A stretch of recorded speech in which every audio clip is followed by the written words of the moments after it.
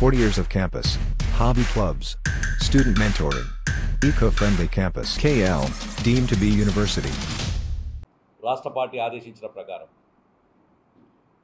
తెలంగాణలో ఎన్నికలు చూస్తుంటే అందరూ కూడా ఒక దిక్కేమో భారతీయ జనతా పార్టీ నరేంద్ర మోడీ ముఖం పెట్టుకొని వారి పేరు చెప్పుకొని వారు చేసిన మంచి కార్యక్రమాలు చెప్పుకొని బీజేపీ కార్యకర్తలతో పాటు ప్రతి నరేంద్ర మోడీ అభిమానిని ముందుంచి మేమందరం ముందుకెళ్తుంటే బీఆర్ఎస్ కాంగ్రెస్ నాయకుల యొక్క పరిస్థితి చూస్తుంటే బాధపడాలన్నా నవ్వుకోవాలన్నా అర్థం కాని పరిస్థితుల్లో వాళ్ళు ఉన్నారు. ఎందుకంటే నిన్న కాంగ్రెస్ పార్టీకి సంబంధించిన ఒక మైనారిటీ నాయకుడే మాట్లాడుతూ హైదరాబాద్ పార్లమెంట్ అనేది మేము ఎంఐఎంకి ఇచ్చేసాం, కాంగ్రెస్ సపోర్ట్ చేస్తుందని చెప్పి వాళ్ళు చెప్పడం జరిగింది. ఇవాళ నేను యావత్తు ఇందూరు పార్లమెంట్ ఉన్న ప్రజలందరికీ కూడా మతాలకు అతీతంగా తెలియజేసుకుంటున్నాను, కాంగ్రెస్ అయినా బీఆర్ఎస్ అయినా ఎంఐఎం పార్టీ లేనిది వాళ్ళ అధికారంలో ఉండలేమనే భయంతో ఉన్నారు.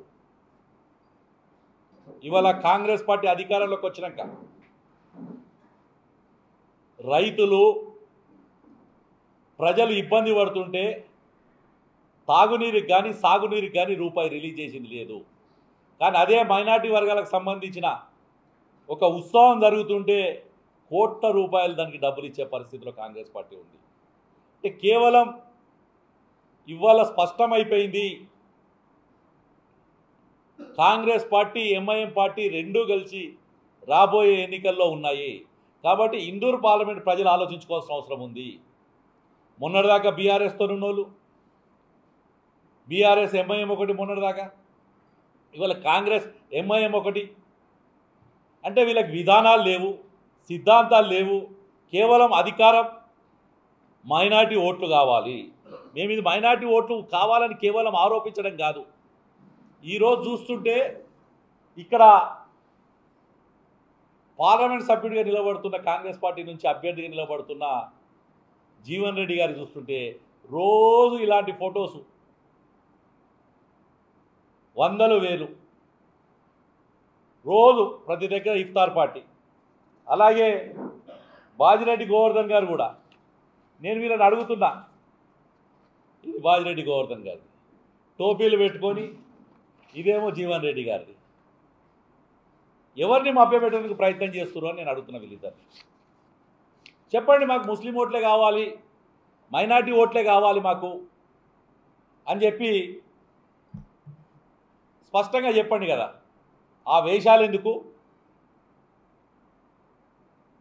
ఆ ఓట్ల కోసం మీరు పడే తాపత్రయం చూస్తుంటే జీవన్ రెడ్డి గారు ఇక్కడ ఇల్లు ఎందుకు రెంట్ తీసుకుంటుంటే రంజాన్ దాకా ఈ ప్రాంతంలో తిరుగుతా అని చెప్పి తీసుకున్నా అని చెప్పి వాళ్ళ పార్టీ కార్యకర్తలు చెప్తున్నారు. దౌర్భాగ్యమైన పరిస్థితిలో ఉంది. కాబట్టి ఇందూరు పార్లమెంట్ ప్రజలకు విజ్ఞప్తి చేస్తున్నాను, భారతీయ జనతా పార్టీ నరేంద్ర మోడీ నాయకత్వంలో ఒకే సిద్ధాంతం. ఎవరైతే చిట్ట చివరి అంత్యోదయ, భారతీయ జనతా పార్టీ మూల సిద్ధాంతం ఏంటంటే అంత్యోదయ, అంటే చిట్ట చివరి అవసరం ఉన్న చిట్ట చివరి వ్యక్తి దాకా కూడా భారతీయ జనతా పార్టీ కులం లేదు, మతం లేదు. సబ్కా సాత్, సబ్కా వికాస్, సబ్కా ప్రయాస్, సబ్కా విశ్వాస్ అని చెప్పి 4 పాయింట్ల మీద భారతీయ జనతా పార్టీ ముందుకోతుంటే కాంగ్రెస్ పార్టీ ఎంఐఎం కలుపుకుందామా, మైనార్టీలను కలుపుకుందామా, క్రిస్టియన్లను కలుపుకుందామా, ఇంకెవరన్నా మైనార్టీ వర్గాలు ఉంటే వాళ్ళని కలుపుకుందామా అని కాంగ్రెస్ పార్టీ ఆలోచిస్తుంది. ఇవాళ భారతీయ జనతా పార్టీ తరఫున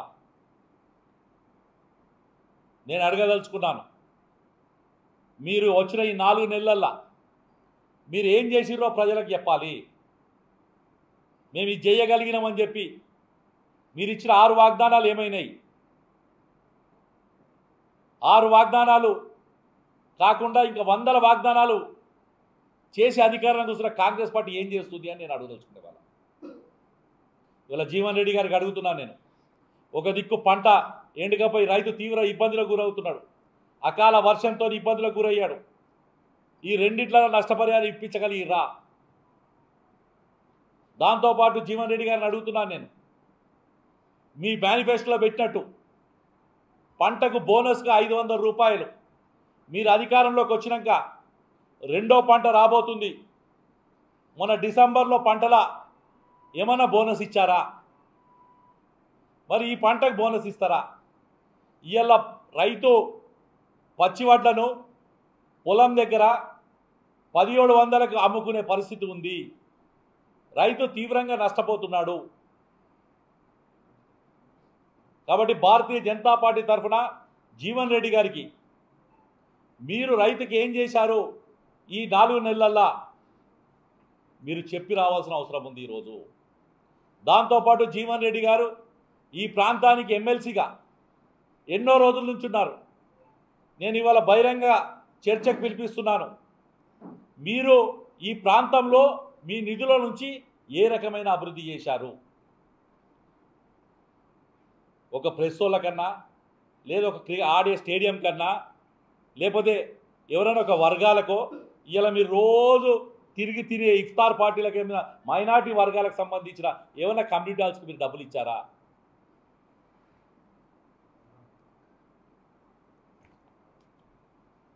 కాబట్టి జీవన్ రెడ్డి గారు, మీరు ఏ రోజు బహిరంగ చర్చకు వచ్చినా భారతీయ జనతా పార్టీ నరేంద్ర మోడీ ఏం చేసిడో చెప్పేందుకు సిద్ధం. భారతీయ జనతా పార్టీ పార్లమెంట్ సభ్యుడిగా ఎన్నికైన ధరంపూరి అరవింద్ గారు తాను వాగ్దానాలు ఇచ్చిన ప్రకారం, తాను ఏదైతే ప్రజలకు బాండ్ పేపర్ రాసిచ్చిన ప్రకారం పసుపోడు గజెట్ విడుదల చేయడం జరిగింది. ఇలా పసుపు 20,000 ధర వస్తుంది. దాంతోపాటు ఇలా 7 ROBలు రోడ్ ఓవర్ బ్రిడ్జెస్ రైల్వే దగ్గర ఉండే సందర్భంలో 7 బ్రిడ్జ్లు మాధవ్ నగరు, అరసపల్లి, అడవి మామిడిపల్లి, ఊరు మామిడిపల్లి ఇలాంటి మొత్తం 7 బ్రిడ్జ్లు ఈ నియోజకవర్గంలో వారు కట్టిస్తున్నారు. మరి మీరు ఏం చేశారు?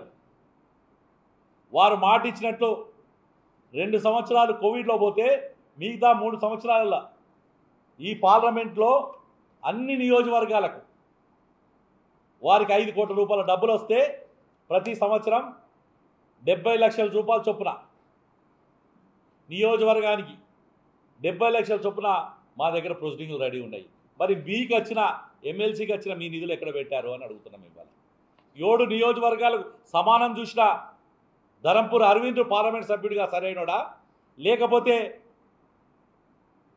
4 జిల్లాలు 3 జిల్లాలు మీరు ఏదైతే ఎమ్మెల్సీకి ఉన్నారో మీ యొక్క ఎమ్మెల్సీకి సంబంధించిన నిధులు మీరు ఎక్కడ పెట్టారో బహిరంగపరచాల్సిన అవసరం ఉంది వల్ల.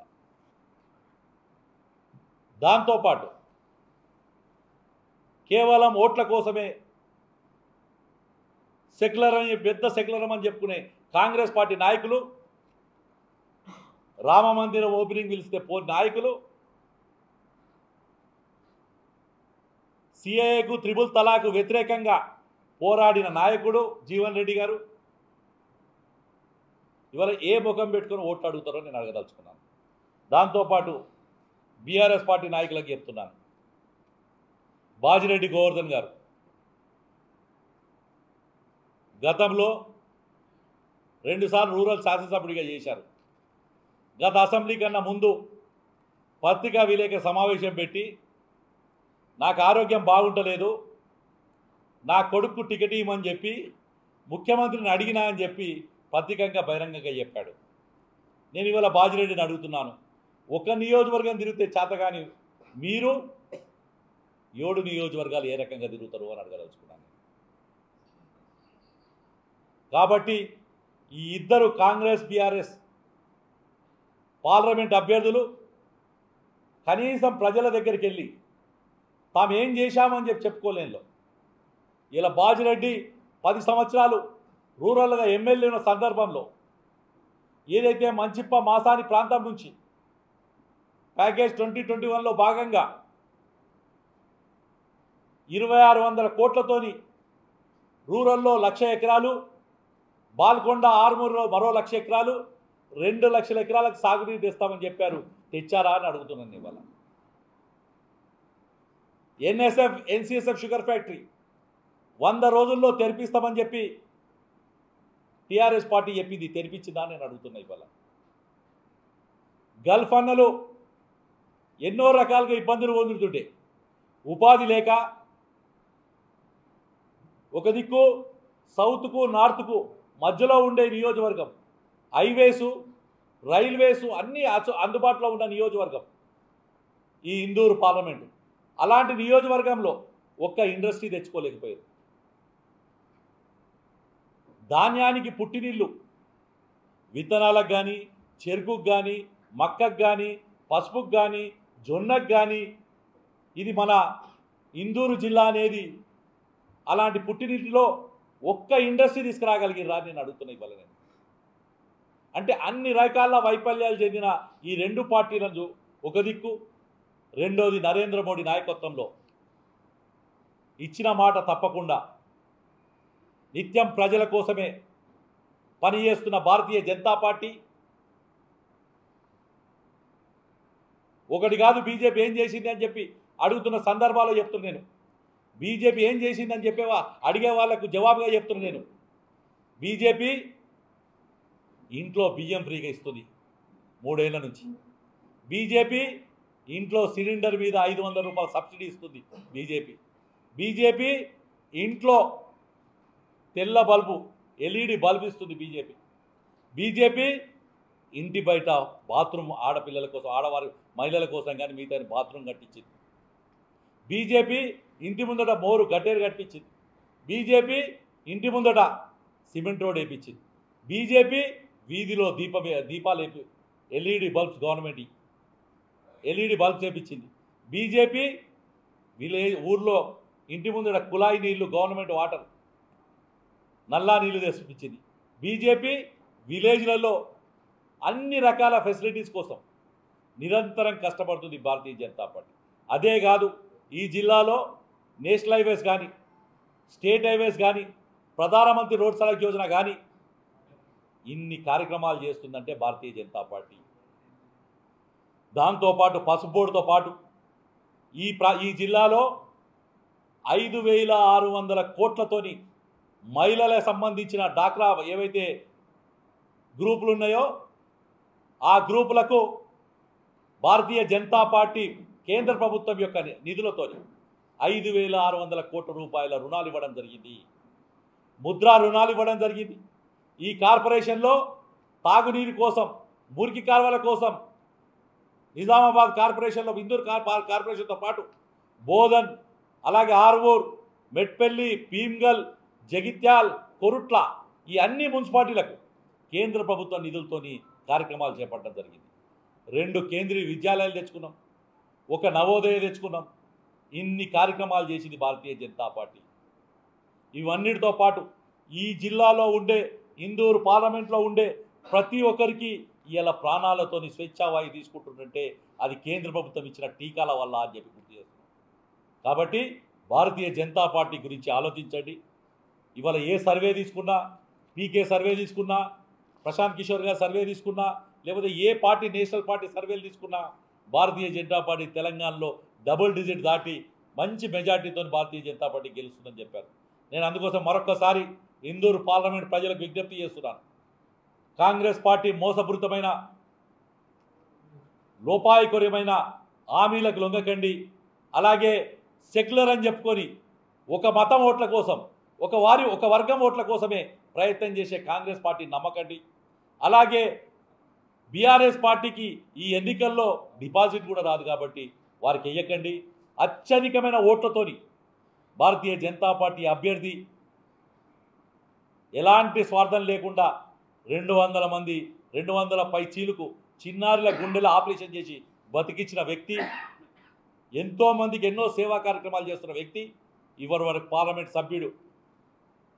మరొక్కసారి భారతీయ జనతా పార్టీ పార్లమెంట్ సభ్యుడిగా రేపు నామినేషన్ వేయబోతున్నా ధరంపూరి అరవింద్ గారిని ఆశీర్వదించవలసిందిగా, కమలం పువ్వు ఓటేయాల్సిందిగా మే 13వ తారీఖు నాడు యావత్తు ఇందూరు పార్లమెంట్ సంబంధించిన ప్రతి ఒక్కరికి విజ్ఞప్తి చేయడం జరుగుతుంది. మరిన్ని వీడియోస్ కోసం ఛానల్ ని సబ్స్క్రైబ్ చేయండి, లేటెస్ట్ అప్డేట్స్ కోసం వాట్సాప్ ఛానల్ ని ఫాలో చేయండి అండ్ లింక్ డిస్క్రిప్షన్ లో ఉంది.